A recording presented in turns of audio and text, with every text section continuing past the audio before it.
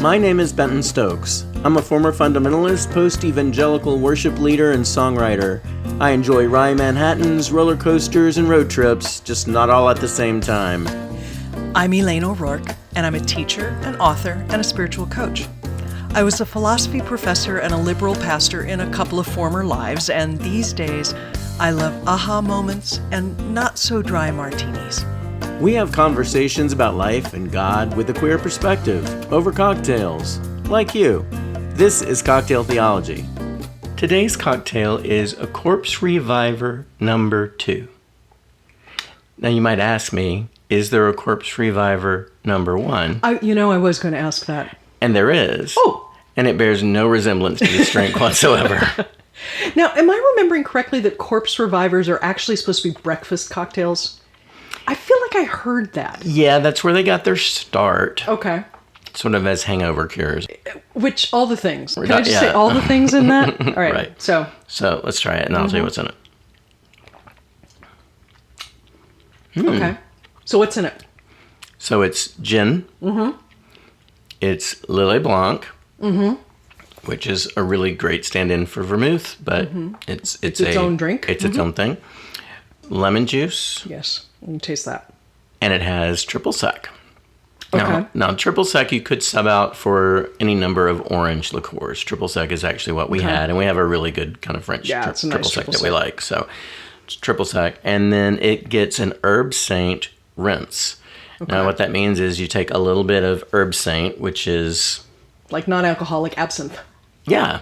Okay. And you swirl it around in a glass, and then you pour it out. Okay. So it gives it sort of this, I don't know, it's kind of a licoricey, fennel-y sort of thing, but it's subtle. It's very subtle. I think, personally, that this could either back off the lemon or use Meyer lemons. Ooh, Meyer lemons would be great. And more pronounced gin.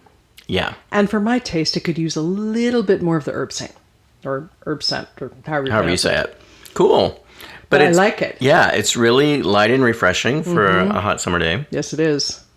It is. I like Lillet Blanc anyway. I do too. Like ice cold in an afternoon. It's like your vermouth experience. Yeah, it's a very similar thing. Yeah, in Spain. The Italians do Dubonnet. So. Well, there you go. Yeah, it's really tasty. So why are we reviving corpses today, my friend? I don't know if this ties. I don't think this ties into the topic at all. Good. I don't think. So today we are talking about Christians and mental health. This is such a broad topic. It's hard for me to know kind of where to start. As listeners, you know, I grew up in a fundamentalist evangelical kind of background. I also grew up in the 70s and 80s in the South, and so I knew nobody that had a therapist. I knew nobody that took antidepressants. I knew that my grandmother at some point had a quote-unquote nervous breakdown. And generally, if somebody was at a breaking point, that's how it was dealt with. Yes. There weren't, at least not ways that were talked about, for people to access regular mental health care that makes sure that you don't get to those kinds of breaking points. In the church, I never heard mental health care talked about until I was an adult. And the Southern Baptist Church that I attended for a number of years was the first time that I became acquainted with the idea of Christian counselors. And I'll get into that in a minute. Yeah. But Christian counselors were sort of, that's how they dealt with mental health issues. And even that was sort of like the last resort. Okay, all the things. Go ahead. Yeah. So as a young man, I understood that, my mental health was my responsibility, just like my physical health and my spiritual health. Okay. But in church anyway, spiritual health always took preeminence, because if you were spiritually healthy, then the idea is you pray a lot and fervently, that you read your Bible a lot and devotedly, and you're self-sacrificial. Your focus isn't on yourself, it's on others. Right. And so when all those things are in line and in check, then other things should fall into place. Like you shouldn't have mental health struggles because you're praying all the time and you're reading the Bible and you're reminded of God's promises and you are in communion with God all the time. Okay. And And then if you're not, allowing sin into your life, your behaviors, your thought life, whatever, right, then you're not opening the door for the devil right, to influence your choices or to tempt you away from the security that you have with God. right. So the answer for basically anything that ails you, and I mean physically too in some cases, right, is more prayer from other people, praying over you, laying hands on you, etc. There are sects of Christian churches that believe that prayer supersedes things like vaccines and sure, getting your kids regular checkups. And I think some of it is because of a boxing match between faith and science that so many evangelical churches kind of keep going. But anyway, it's a very loaded topic for me. I personally am in therapy and have been for years. I have also been on anti-anxiety meds before, and I understand how both of those things helped me tremendously.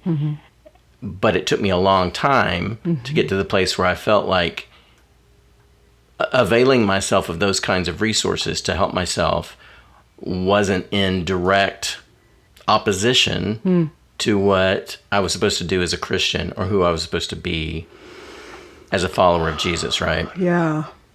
So I think there are a lot of Christians that struggle with mental health issues.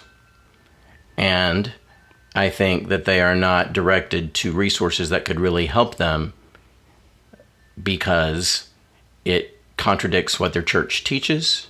Right. It contradicts this idea that faith and science are at odds.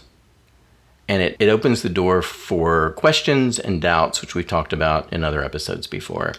If you have this certainty around your faith, then you shouldn't need, you shouldn't have questions, you shouldn't have doubts, and you shouldn't need to reach outside the church for any of those kinds of answers or help. Oh, all the things. So it's a lot. It's a loaded topic. Yeah, and it's such a dense thing. I mean, like I'm not afraid of going awry on this, but there's so much in what you just said. So one of the people I follow on Instagram, young woman, 20s, I think, grew up in some sort of Eva Fundy church. I don't know what. Okay. Is a lesbian. Didn't admit to herself, all the normal stuff about that. And then also was in a depression in her teens and early 20s, which, she was told, it's not a depression. You've just let the devil run amok with your, and then of course that played into the whole knowing she was a lesbian, right? All these things. It does. And so she wound up being severely anorexic and alcoholic. One of the things that she's talked about over the time is healing from that was healing from all of that. Yes. And healing in this case means accepting that she's a lesbian, accepting that her body is actually important, accepting that when you have an active eating disorder and or you are drinking to excess, various antidepressants and such don't help, and therapy doesn't either in certain ways because you can't wrap your brain around, you can't go deep enough, right? So all those things, complex. But she was just talking today about how healing did not mean that she never got depressed again, right? Right. And she was talking about how all the echoes of the you are morally bad because you feel bad, right? Was just so strong for her, and it made me think of exactly this kind of thing that you've been talking about before.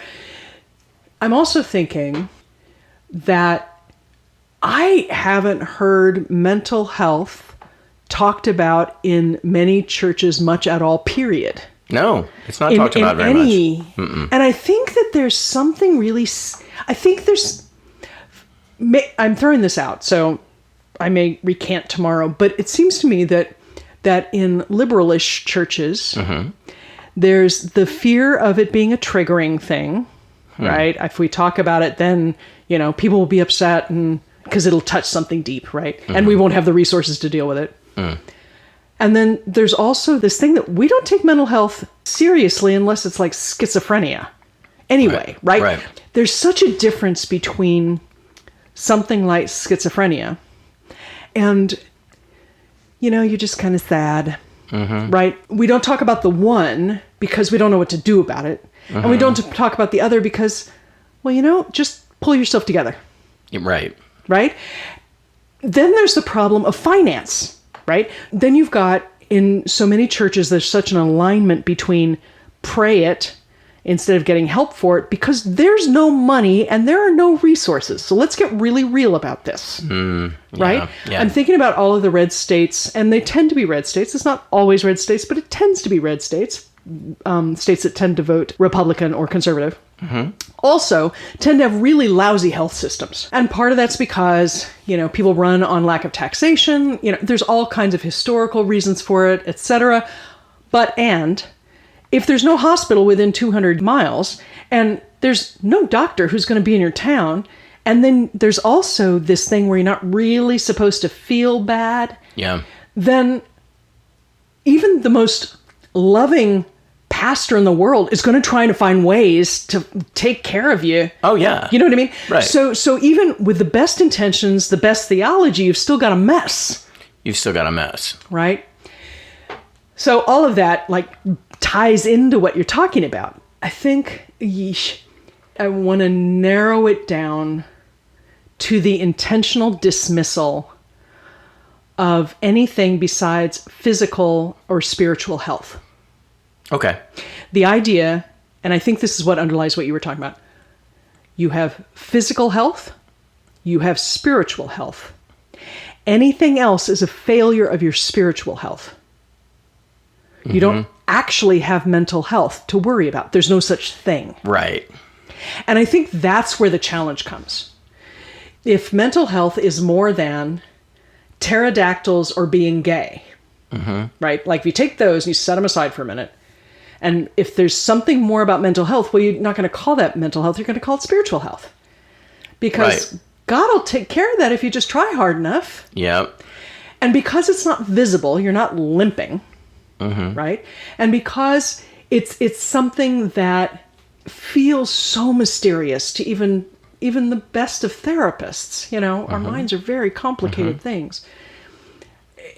Then you get this whole, well, then what do we do with this? Well, it's not physical, so it must be spiritual. Yeah. Done, right? Yeah. And in fact, even when we talk about things like homosexuality, which I do not consider a mental health issue, but if you're in that world, you do, right? Or schizophrenia, what we tend to do is either make it a moral thing or an insolvable physical thing, right? Schizophrenia is the one that's easy to pick on. If you're schizophrenic, then something is so desperately wrong with you that we're going to put you away somewhere. Yeah. Just to get you away from there, right? Yeah. And so it's all of this hiddenness, all of this fear, all of this crap that then winds up being, don't get help if you're miserable. Right. Please don't do that. Right. Because then we have to look at what our theology says, what our medical system looks like. We have to look at everything, and we don't want to look at anything. We don't want to look at any of that. So if you're depressed, you just need to pray more. Yeah. Because we can check on whether you're praying more. Yeah. And really, if you're praying 24 hours a day and you're still depressed, you're not praying right. Your heart is not in it. So what you need to do is talk to a Christian counselor. Yeah. And so talk about that a little bit, because Christian counselors were fairly new to me like 20 years ago. I'd never heard of them before. So I met with this guy. I think I met with him 3 times totally. But I was at a point, I had been dealing with my sexuality for years by then, and I had come to terms with the fact and the belief that I was gay. Okay. I was still in a marriage. And a heterosexual marriage. A heterosexual marriage. And I had, still have, 3 kids. And at the time, they were all under the age of 12. Okay. So when I met with this counselor, the only thing that he heard was, you are headed for divorce and I need to stop this divorce. Like, he handed me literature on the dangers of divorce for children. He was very clear that I would talk to him about, my feelings about the marriage. And honestly, I think at that point, it was a Hail Mary for me. So to speak. Yeah. And I already kind of knew where this was going. But at that point, I'm not sure what my wife was thinking and what my wife was hoping for from this, So I was doing it. I was going through with it. But I think in my head, I was already aware that we were headed to the road of separating. Right. I mean, that's where we were going. And so I think what I was looking for from him was how do I navigate this? Once it became clear to me that he was going to be anti-divorce, which is fascinating to me. Fascinating, and also with that comes all of this other stuff, right? Yeah. So if I'm going to stay in the marriage, then what? Do I deny my sexuality, the thing that I've been dealing with for, at that point, maybe 6 years? Mm-hmm. So I'm not supposed to deal with that. I'm not supposed to deal with the frustrations that she's having and I'm having in the marriage, because the paramount thing is keeping our marriage together so that we raise our kids in a 2-parent home. In that church.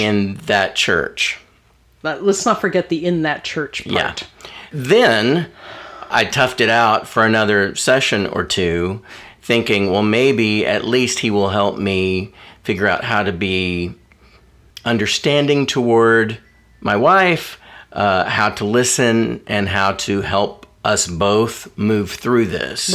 Right. But no, he just doubled down on, you are damaging your kids. You have to be a man. You have to step into your role as a husband. You are responsible to your wife, blah, blah, blah, blah, blah. So I walked away from that experience understanding that Christian counselors are there to reinforce the ideas that are coming from the pulpit of this church or the doctrine of this denomination. Right. They are there to make sure that anybody that comes to see them doesn't stray from that very specific narrow path. And so when you go to a Christian counselor as a queer person, you're never going to be encouraged to explore that, to work through those feelings, because those feelings are bad. Right.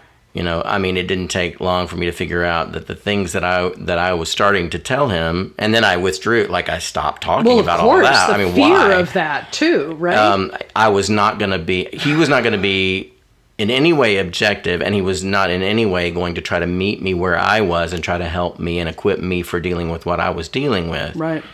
So in my opinion, Christian counseling can be very, very harmful for people who are in a situation where what they feel and what they believe and what they are experiencing contradicts somehow what their church or what the church of that this counselor represents is teaching, because this counselor will not stray from what that pulpit is teaching. Right. That is their job, is to keep you corralled into that fold.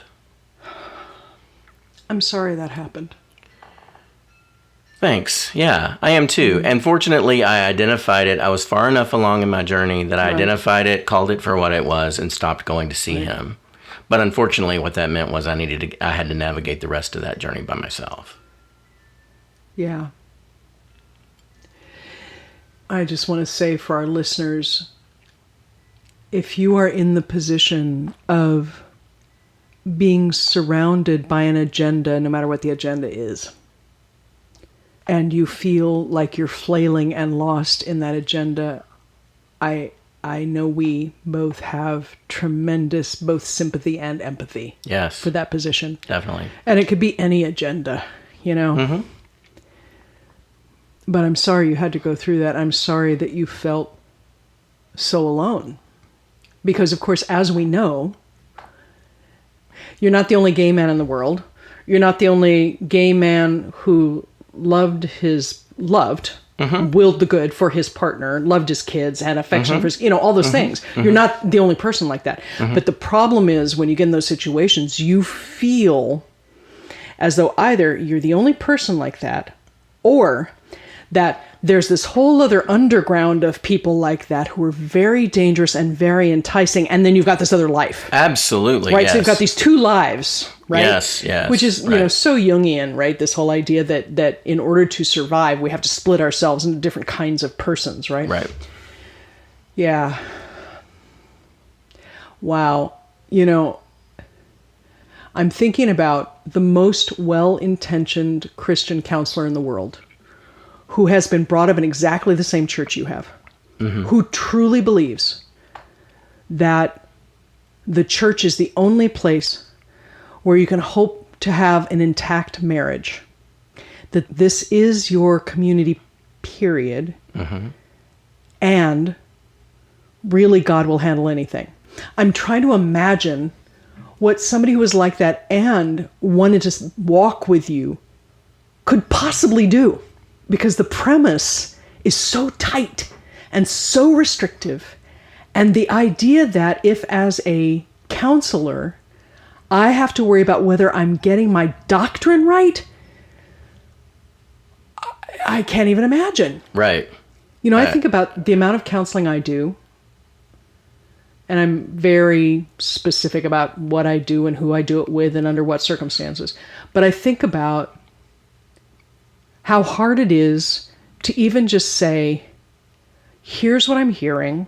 Does that sound right? And get that at all close. Yeah. And I really want to hear what somebody's hearing. Yeah. You know what I mean? Yeah, absolutely. So that just sucks. It does. And, I do think that there are well-intentioned Christian counselors. I do.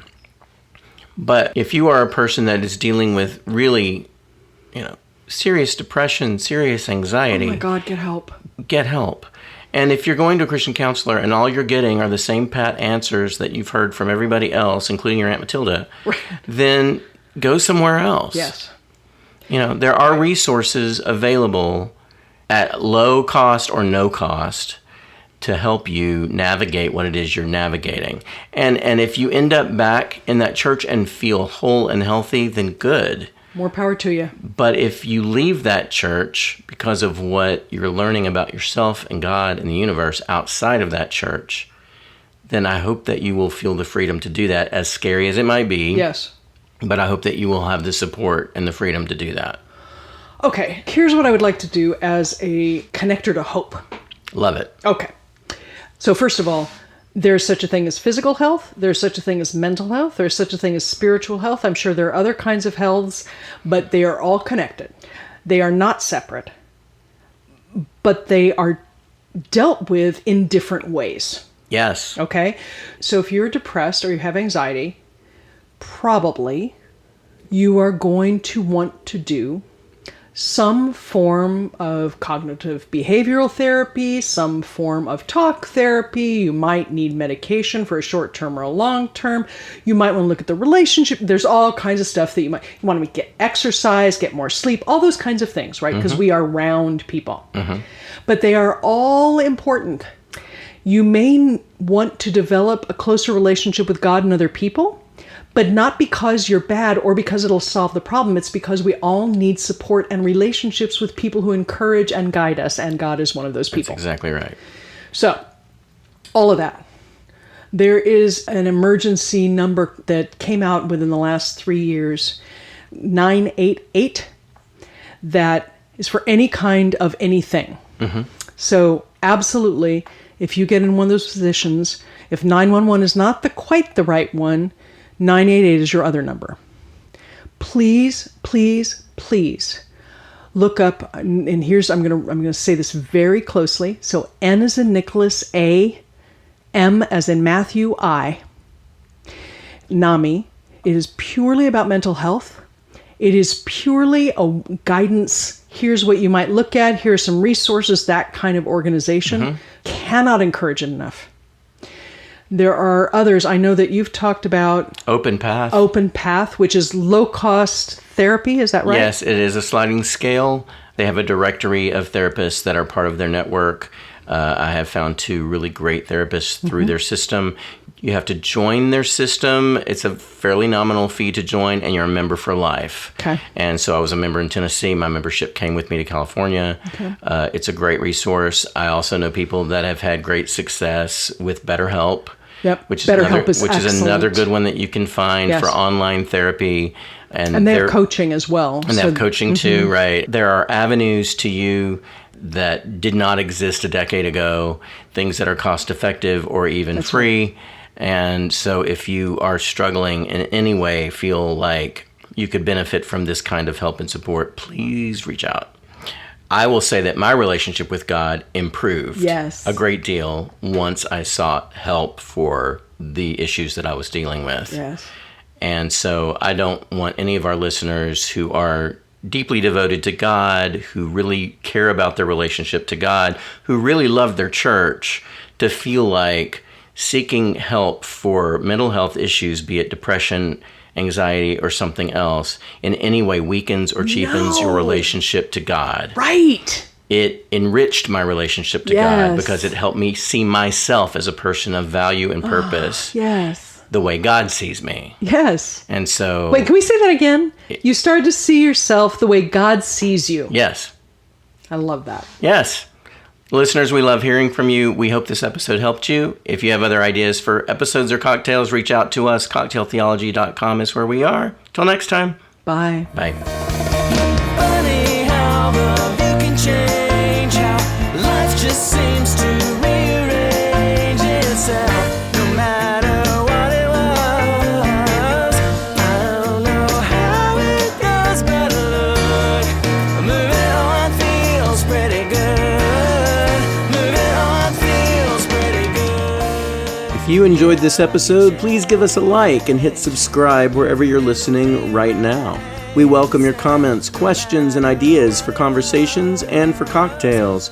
Please get in touch with us at our website, cocktailtheology.com. Cocktail Theology is a production of SFS. Our theme song is Moving On Feels Pretty Good, recorded by yours truly, Benton Stokes. You can find my music wherever you stream your favorite artists. Join us next Thursday for another new episode.